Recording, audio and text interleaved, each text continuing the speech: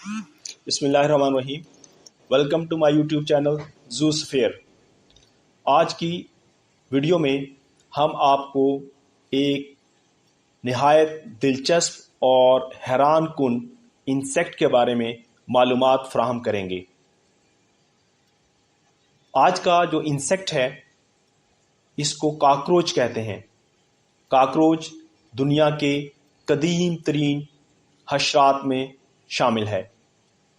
इसका ताल्लुक arthropod group से है।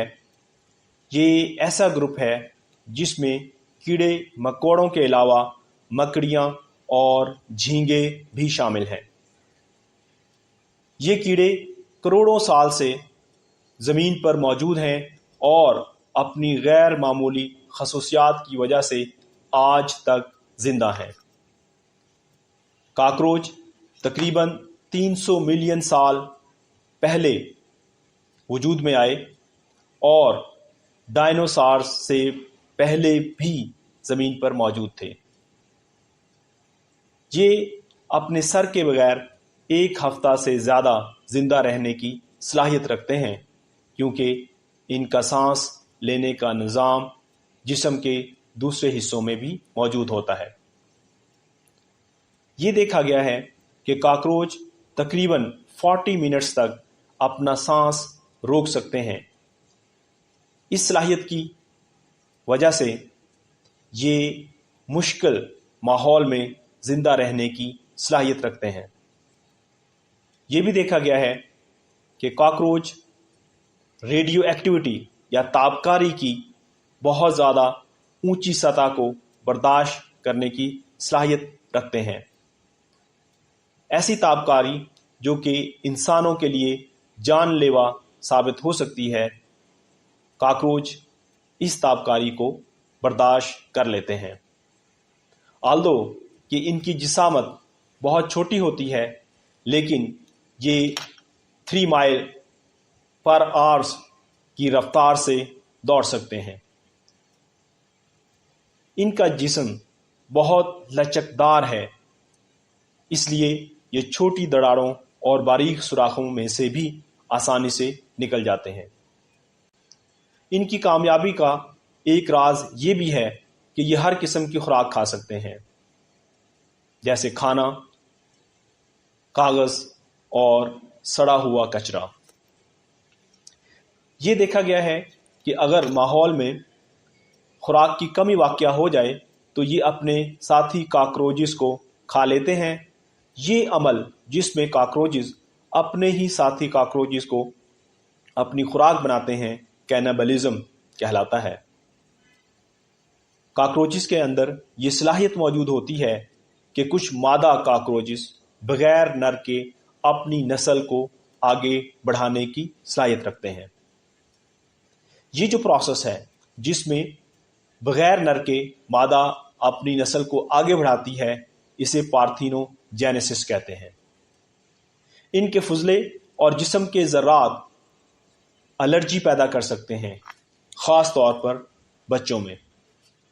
अब क्वेश्चन ये पैदा होता है कि ये तापकारी की बहुत ज़्यादा हाई इंटेंसिटी को कैसे बर्दाश्त कर लेते हैं। तो ये देखा गया है कि काकरोचेस के अंदर कुछ ऐसी खसूसियात हैं जिनकी मदद से ये तापकारी को बर्दाश्त करते हैं। आमतौर पर यह देखा गया है कि तापकारी ऐसे सेल्स को, खुलियों को ज़्यादा नुकसान पहुंचाती है जहां पे सेल डिवीजन का प्रोसेस ज़्यादा तेज़ हो।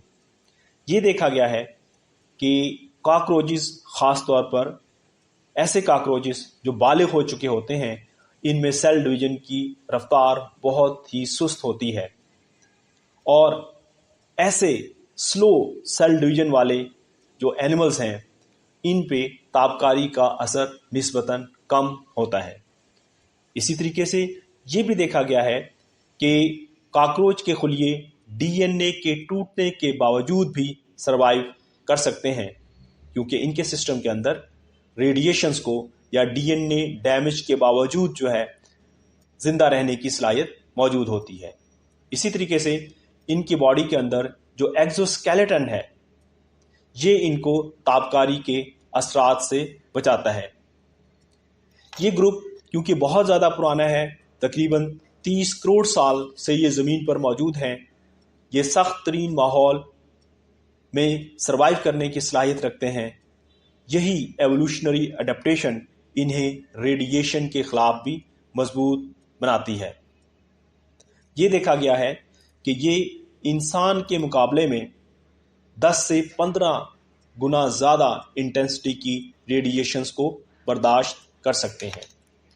کاکروچ صرف ایک عام گھریلو کیڑا نہیں بلکہ ایک ایسا جاندار ہے جو اپنی غیر معمولی صلاحیتوں کی بدولت لاکھوں سال سے زمین پر زندہ ہے۔ اس کی بقا اور اس کی نئے ماحول میں ڈھل جانے کی جو صلاحیت ہے، اس کی بدولت یہ ایک کامیاب ترین گروپ ہے، اور ہمیں اس بات سے یہ اندازہ لگانا آسان ہے کہ اللہ تعالیٰ نے ان کو ایسی صلاحیتیں دی ہوئی ہیں جس کی مدد سے یہ اپنی بقا کو آج تک اس دنیا پر قائم رکھے ہوئے۔